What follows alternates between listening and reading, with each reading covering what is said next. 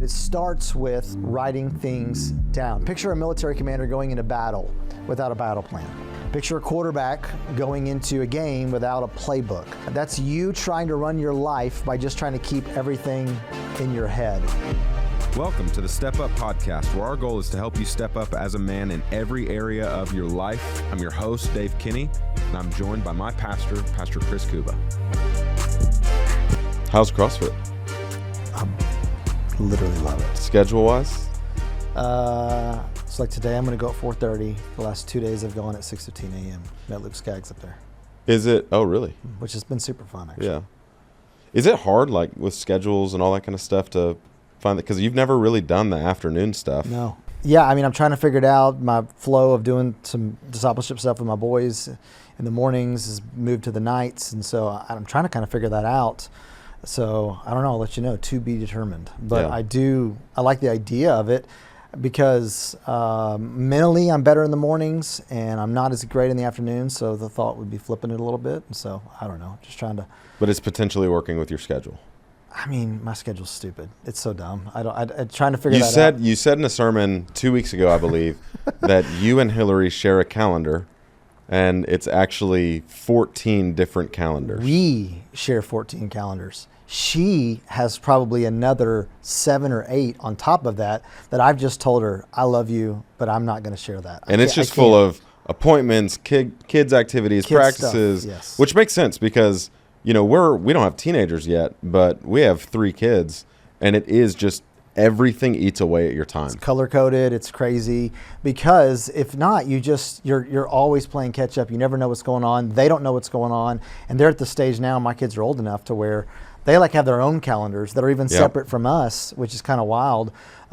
It's interesting. I actually was with a staff this past week, and I was talking to them, and the questions I got asked a couple of times was about, man, how do you teach people time management stuff? Because I know you and I have talked through this of just kind of managing staff and all that kind of thing. There's a lot that you can manage, but a lot of it just goes back down to calendar. Because like on the one hand, 14 is kind of crazy. It's it's excessive. But on the other hand, I'm at the stage of my life where that's almost kind of like needed. I'd be curious, what do you do?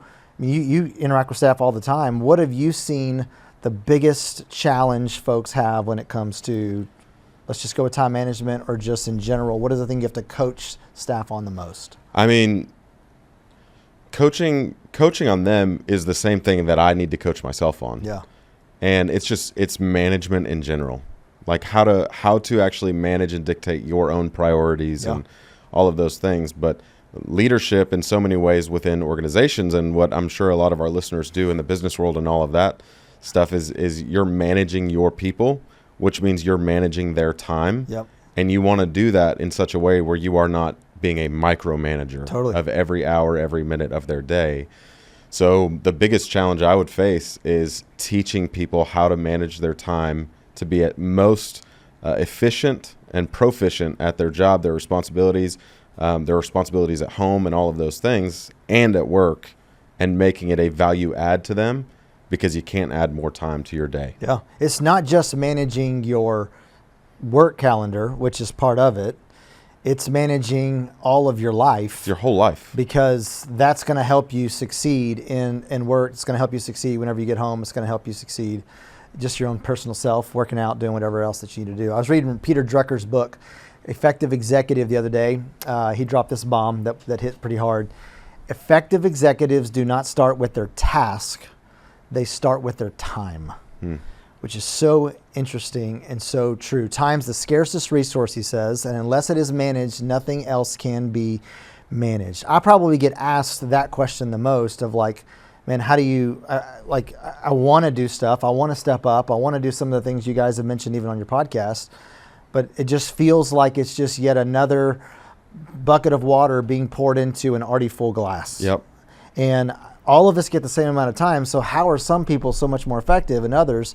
I want to maybe share some stuff. I don't know if we'll be able to get through this in one episode or not, but I want to share 10 battle-tested strategies that helps you take control of your time like a true leader. No fluff. This is like stuff that I've been doing for years.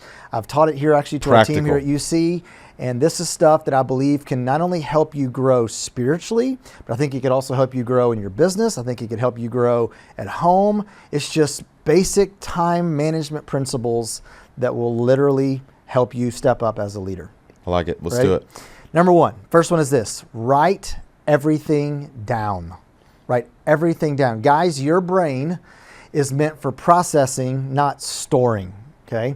Stop trying to be the hero and keeping everything in your head. It's killing your mental energy. I don't care if you use your phone. I don't care if you use a little notepad. I don't care if you use a journal. I don't care if you use a little piece of paper that's on your desk. It doesn't really matter what it is. The key is that you have some way to get whatever is in your head onto something that is concrete. Even if you don't necessarily do anything with that piece of paper, although I argue that you should. We'll talk about it here in just a minute. Yep. The very fact of writing something down, there's something psychological and there's something mental that helps you remember it, as opposed to just keeping it in your brain and just trying to hope for the best. If you don't write it down, you're wasting mental energy trying to remember something that at the end of the day, you shouldn't have to necessarily have to think about because you already thought about it once. Right. How many times have you had that situation to where you're like, what was I going to say? Constantly. What was I going to do? Or what did I need to remind to tell you? And you want to have a system. We'll talk about that here in just a minute. But it starts with writing things down. Picture a military commander going into battle without a battle plan. Picture a quarterback going into a game without a playbook. That's you trying to run your life by just trying to keep everything in your head. What do you use? What's kind of your go-to things you use to write stuff down? So I kind of fell victim to this point recently because I heard you talking about the concept of don't allow your email inbox to be your to-do list. Yeah. And I had done that. And so one of my next steps out of that and learning that was to take a next step when it comes to exactly what I need to write down. Where should I write it down? I've kind of tried a few different things. The Notes app on my phone, you can just use it as a checklist, very simple. I also use this thing called Todoist, which is the same thing, only it sends you reminders, and you can even add a few more thoughts and kind of timestamp it a little bit, which is really nice. When it comes to anything work, I use a system that we use on our staff here at United City called Asana, and it can be really beneficial. But honestly, what's been most helpful for me is using these three things in tandem with one another for different purposes. The fourth that I recently added is I didn't know you could do this because I never update my phone. But I mean, I get it. But you can actually text yourself. And so if it's like an in the moment thing, I will text myself, to, hey, remember to think through this, or remember to call this person, or, whatever it may be. So between those four things, that's kind of how I get everything out of my head and onto paper and ready to be executed. Let's talk through this, okay? Let's talk about what you need to write down, and let's talk about where to write it down, okay? First of all, what you need to write down. Write down your goals and your dreams. Folks, I'm telling you, God's given some things in you. God's put some thoughts in your head along the way, that daydreaming moment of like, man, what would it look like for me to do this? Or what would it look like to go to this place? Or what would it look like for my family? What do I want them to look like in 10 years? Don't just daydream and think about it. Write it down. Write those things down, tangible, big, scary goals, dreams, write all that kind of stuff down. Write out your work task. Somebody says, hey, can you get me this? Hey, can you do this? Hey, can you do this? Immediately, hey, write it down. Don't assume that in the hallway that you're going to remember what they just told you, but instead, write it down. So, we'll talk about where to do it in a minute. Personal commitments, okay? I mean, I got to be at this meeting. I got to be at this situation. Hey, can you pray for me on Thursday? I immediately write that kind of stuff down. Any kind of personal type thing. Ideas that hit you during the day. I'm not a big ideas guy. I wish I was. I wish that I had way more creativity. So like those 3 times a day, whenever actually I get that burst of creativity, I need to write it down, right? Because it may not be good, but one of them may be really, really good. And I want to be able to go to the creative meeting that we have and actually contribute and participate, as opposed to just basically realizing how I'm not a creative, right? You and me both. Yeah, no question. Books that I want to read. I have all the time. People say like, oh man, I read this book here or whatever. I mean, I've got a constant list, writing it down, of books that I eventually want to go and read and be able to push myself. People that I need to connect with. Hey, you need to talk to so-and-so. You need to talk to so. I'll write that kind of stuff down, make it a point. Listen, I know what some of you are thinking. Real men don't need to write things down. Drop that ego right now, okay? The most successful men I know are religious about documentation, right? That's just kind of who they are. Where do you write it down? Okay, let's talk through this. have a place to capture it. I use OmniFocus. You use, I think you said Todoist, right? Todoist, yeah. So basically, both of those things have an inbox feature, which essentially means you can make a quick note and then you can use the system later to process it. But the key is that you've got a spot to do it. Sunday mornings, it's inevitable for me to, so-and-so is going to have a prayer need and they need to be prayed for on this particular day. I see something that I know needs to be addressed that I want to kind of deal with, but I don't want to deal with in the moment. And then I also see somebody that I want to write a note to or send them a text encouraging or something like that.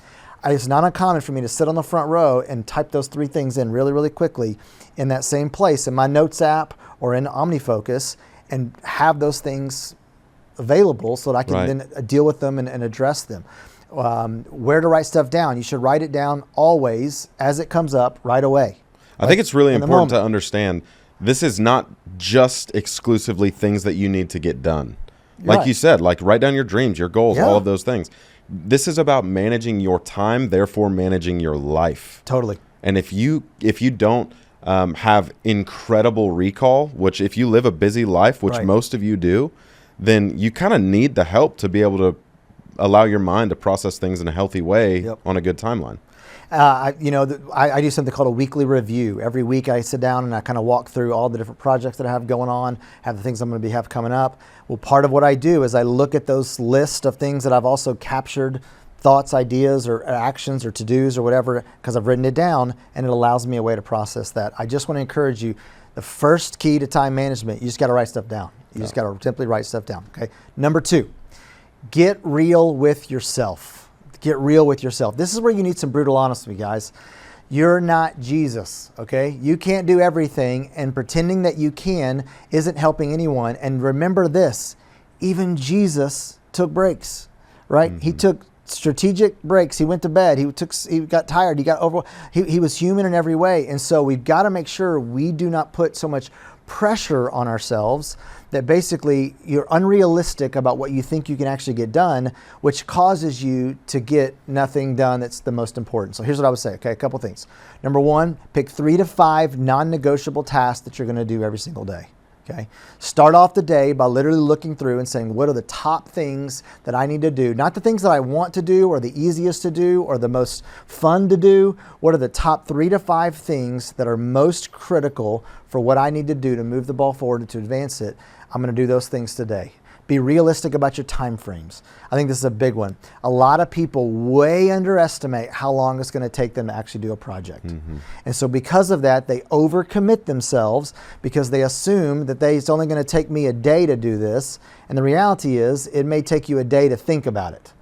It may take you another day to actually put together all the thoughts in one coherent place. It's going to take you another day to write it. Then say it's 3 days. Right. And that's okay. But the key is that you'd rather do fewer things really, really well than a lot of things that you don't end up doing. Yeah. And you're just known for somebody who doesn't make your commitment. Stop lying to yourself about how long things will take. One of the things I've always encouraged guys to do, particularly in our line of work, but I think it's important no matter what you do, is create an ideal week. We can put the link in the show notes for you. Michael Hyatt has an ideal calendar. And literally what you can do, I've got one I have right now, and I literally map out, this is what I'm going to do in the mornings, this is what I'm going to look like at lunch, this is what I'm going to do on Monday afternoons, this is what I'm going to do on Tuesday afternoons. I will tell you this, very rarely does my week turn out like how I've drawn it up in that document. Right. But here's the key, because I know what I've budgeted for time, when the wheels fall off, when an unexpected funeral or an unexpected crisis or whatever comes up, I know what I'm adjusting from instead of just every week basically trying to figure out and starting off with a blank slate, trying to figure out what I'm going to do that week. Mm-hmm. Think of your time like money. You wouldn't write checks that you can't cash, so why do you make commitments with your time that you also can't keep? When you think through your schedule, what percentage do you think is actually productive versus how much do you think of your time is actually wasted? What would you say to that? What do you think? Too much. That's, honestly how I would answer it. Too much. It's something I've definitely gotten better at in large part because of my time here at United City. But I think I'm probably similar to a lot of the guys listening now.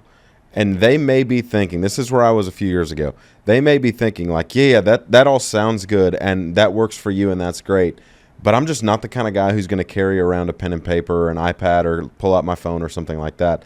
What would you say to that guy and why that is ultimately costing him more than it's benefiting him? Because you don't even know what you're using your time for, because it's just basically whatever is the most urgent is the thing that gets the most attention. 100%. So I instead would tell you, that's why I know for me, I'm going to naturally do certain tasks that are more easy or enjoyable or make me feel the best. Now, I can't always do that. So therefore, there's aspects of my job where I'm going to have to just make calls. I'm going to have to just kind of do email. I'm just going to have to do some of these other things that are also part of it goes back to that 70-30 principle in the very first podcast episode. So what I want to do is instead create in a calendar of my life of what I'm going to do. This is when I'm going to do these specific tasks. If you were to look, I've got deep work. This morning, I spent 3 hours doing deep work studying for a message, because I know that if I don't spend that time studying for that message is never going to get written. Mm-hmm. I can want it to be the case, but I have to study that. So what that means is that I've guarded that time. No one else is going to be able to get in there. No one's going to be able to do it. Now, I also know this afternoon, I've got a couple of different meetings that I've got to meet with some folks, and I get to meet with some folks. But I know this is the better time for me to do it, because I know the mornings are when I think the best, when I'm the sharpest. And that's when I'm going to have to schedule that. You need to have that kind of level of thought through of your life and of your schedule, because the people that are most successful when it comes to time management have no more time than you and I do. That's right. They just manage the time that they've been given better and easier, and you're going to have unexpected things that come in. But I know this, whenever the wheels fall off, it's easier for me to get them back on track, because I know what I'm having to flex in, how I'm having to adjust, because ultimately, I know this, for example, whenever I go home, I'm home. Yeah. You just talked about this just now, about your schedule and your craziness at home and all of that. You don't have the time not to have a pretty well thought through thing. Otherwise, that's exactly right. You're just, if you went home and you didn't do your stuff at the office, and you had to figure out how to do it, you're going to be doing it really late at night, because you've got games and you got this and you got whatever else. But instead, if you take care of stuff at work, you're going to be able to take care of stuff at home. It's going to allow you to be in a situation you're going to win in all areas of your life. And a lot of it is just simply because like I've got on there, this is when I go out to lunch with Hillary. Mm-hmm. This is when she and I are going to have a date at this time on Fridays. That's how I know that's going to be the case. I've got the same thing of just kind of personal time of just Friday mornings. I'm going to try to take away a little bit of time and play golf, play tennis, something like some kind of. Yeah. It doesn't always happen, but that time is reserved there. It's like an appointment that I don't want to miss. And what I've discovered, tell me if this is the same for you, is these first two things, when you actually apply them to your life and practice them, surprisingly, it gives you way more freedom. Totally. It doesn't take away your freedom. Yeah. You build in margin that you didn't know existed. That's exactly right. As opposed to filling it with just the most urgent thing that I kind of pull up. I even build time in for a weekly review. I mentioned that already, where literally I just have in my calendar, this is when I'm going to look at all the stuff I did this past week and what I want to do the next coming week, and map out some of those things in my calendar in my life. And the more you manage that, the better off you're going to be. Let me give you number 3. Kill the multitask myth. Multitasking is a lie. It's not making you more productive. It's making you mediocre at multiple things instead of being excellent at one thing. When you're with your kids, be with your kids. When you're working on your presentation, focus on that presentation. Okay. When you're in the gym, crush the workout. You've got to live in such a way where you don't try to do 4 things at the same time, but instead be really, really good and focus. Focus has got to be like an lost art. It's certainly something that I struggle with the most. I've read a lot of stuff on Cal Newport on this, about deep work. Slow productivity is one of the things he talks about. Little things like this. Let me give you some just practical suggestions on how do they do this. Turn on the do not disturb. I think that the ding on your phone or the ding on your email may be one of the worst things possible if you're actually going to be effective with your time. It's just not helpful. It's just totally agree. So just make it to where you miss notifications. I got rid of the Apple Watch because I didn't want to have the temptation to have a ding, right? I never look at this. Literally never look at this for actual time. It's strictly just an accessory, all right? I'm just trying to put my drip, make it look good, okay? That's what I'm trying to do. But at the end of the day, I didn't want the benefit of the features of the other things that it did not outweigh the distraction that it was of focus in my life. And so I just noticed, man, I've got to take away all the things possible for me to be able to actually be able to focus on the thing that needs to be focused on right now. Lock yourself in your office if you have to. Deep work requires deep focus. I use areas, for me, I'm big on this, I use areas and I use devices differently based on function. So for instance, I have a Kindle. The reason why I have a Kindle is because I know whenever I get a Kindle, even though it's a device, it's got books on it, and therefore I'm going to read on that. And therefore it's just something psychological that tells me I'm going to read. I have an iPad that has a Kindle app, which is great and very convenient, but it never works. Right. I start reading on the iPad, and then I actually start checking X, and then I start checking Facebook. I start doing emails whatever. Start coming through. Yeah, it just... So I just kind of, I use the Kindle for that. I have an area in my office that for me, a lot of what I need to do is deep study. It's like literally there's carpet and then there's this wood and there's this threshold. When I walk over there, it's almost like mentally I know, okay, now I'm going to study. So think through that in your own spaces. Think through that. If there's like a coffee shop that you kind of go to, that you meet people, don't make where you meet people the same place where you also go to work on stuff. Yeah. Because they're going to mix, right? You got to think through the different locations. I've got a chair at home. I've talked about this before. That chair is kind of where I sit to meet with the Lord. It's just something psychological that like, I'm here to do business with the Lord right now, okay? I try to trick my brain and try as hard as possible not to cross-pollinate one thing into another, because I think that it's this idea of multitasking that actually isn't ever effective and isn't really doing stuff. A study of executives found that those who implemented strict focus blocks of 90 minutes, here's what it said. They completed projects 43% faster. It made 50% fewer errors, and they reported 37% less stress. So think through what it looks like to have long focused times to be able to get certain things done. If you got one thing that keeps showing up on the to-do list over and over again, that's probably the very thing you need to say, I'm going to put 2 hours aside and I'm going to do that. Yeah. And just knock it out, get it done. Okay, I want to ask you about this because I've come into your office before, and many times actually, and you are sitting at your desk and you are writing notes to people. Yep. Scheduled or unscheduled? No, I do it it's very scheduled. I do it all the time. How long does it take you? 10, 15 minutes max. I think that's a really, really important principle whenever it comes to multitasking, is oftentimes you think of multitasking as handling two different tasks over a long amount of time. And the point I'm trying to make here is schedule the small stuff too. Yeah. Oh yeah. Like that 10 or 15 minutes, one is scheduled, so you know exactly when it's going to happen. 2, it gets done because it's scheduled. Yeah. And 3, it does not take you very long. I failed at this multitasking thing recently. So I coach my kids' baseball teams. Okay. I was out there. I had to jump on a work phone call. So I put my AirPods in, and I'm coaching baseball, and I'm on a work phone call. Do you think I was a great coach in that moment? No. No, I wasn't. Do you think I was a great coworker in that moment? No, because they're hearing baseballs and all the parents and all that kind of stuff go on.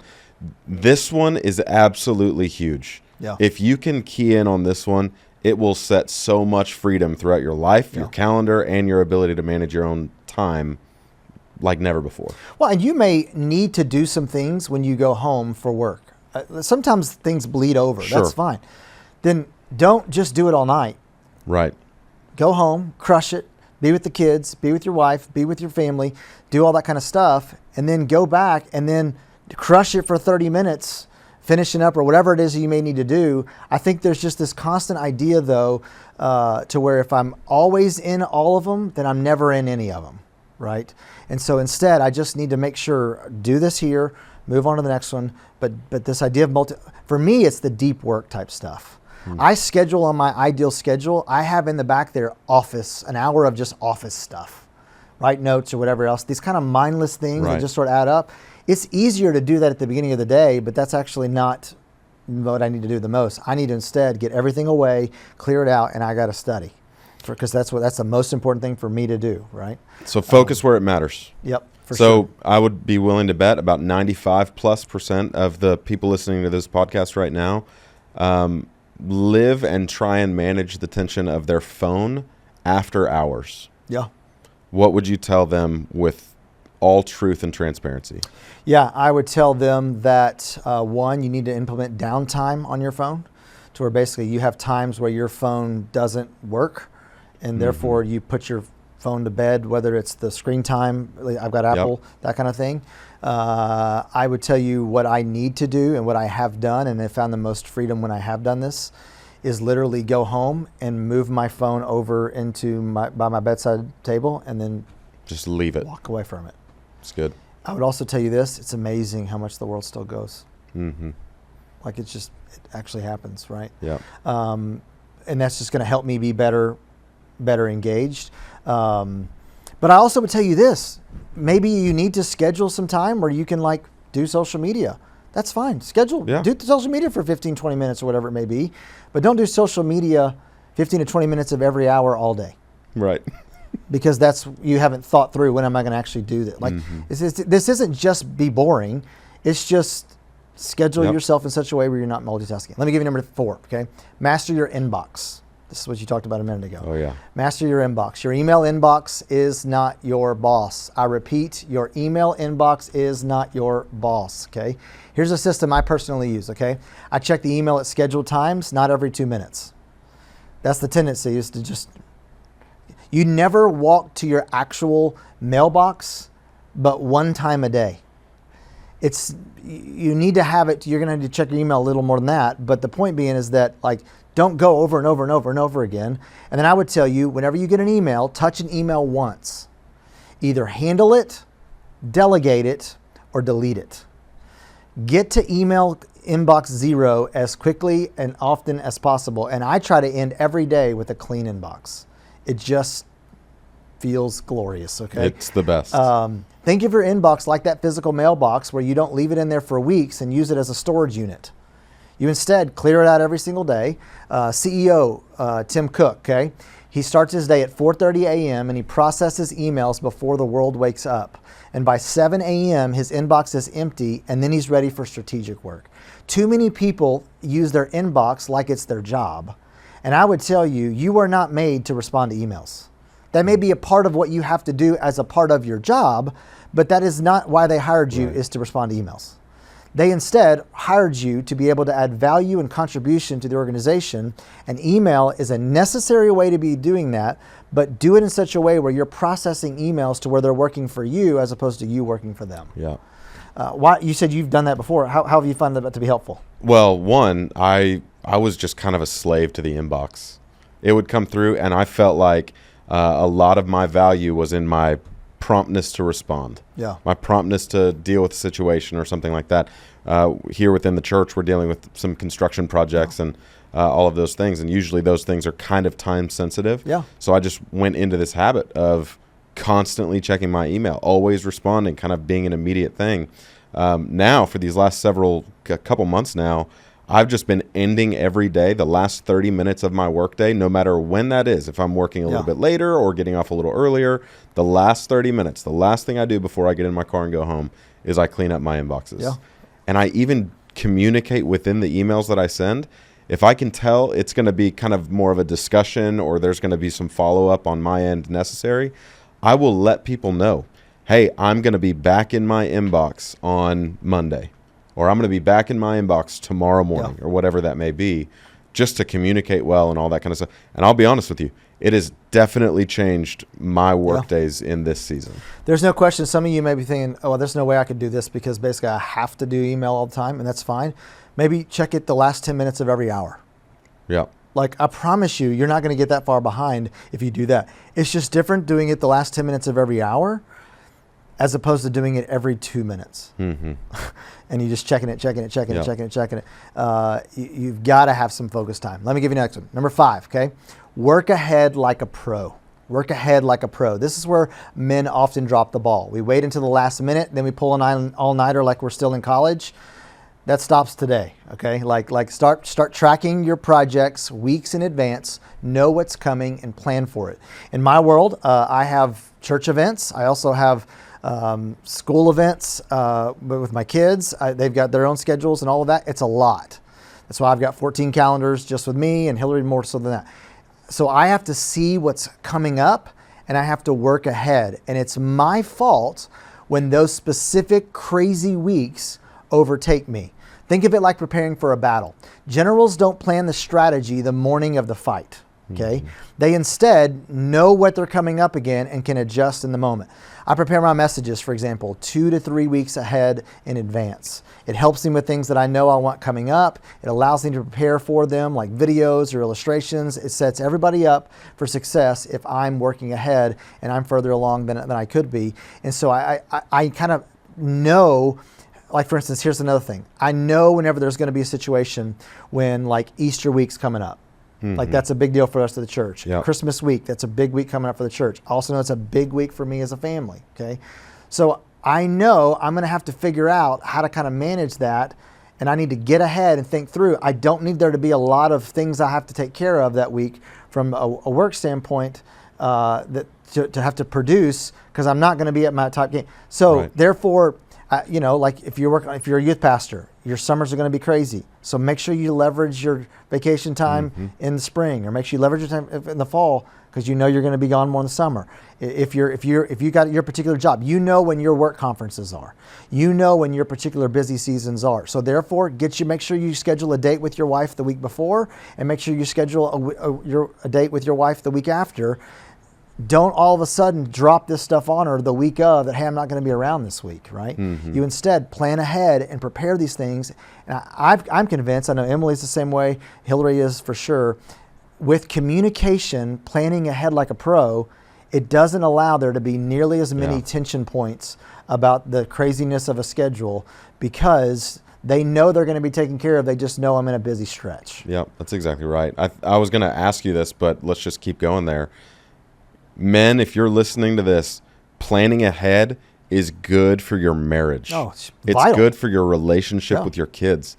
And it's one thing, like all of us know we have busy seasons at work, and we can typically project when that's going to happen so that we can plan toward that.